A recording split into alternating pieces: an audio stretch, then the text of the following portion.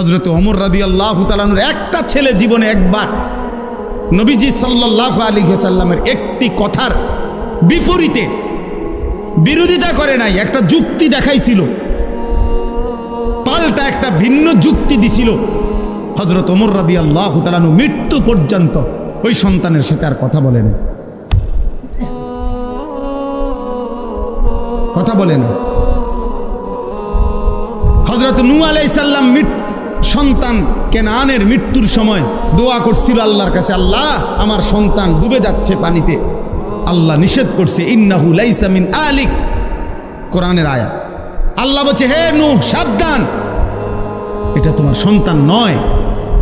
ইন্নাহু আমালুন গায়রু সালেহ, এটা বেআমল, গায়রু সালেহ, এর সমস্ত কর্ম অসৎ কর্ম, এ নাফরমান, এ আল্লাহকে সেজদা দেয় নাই, মালিকের গোলামি করে নাই, এটা তোমার সন্তান হইতে পারে না।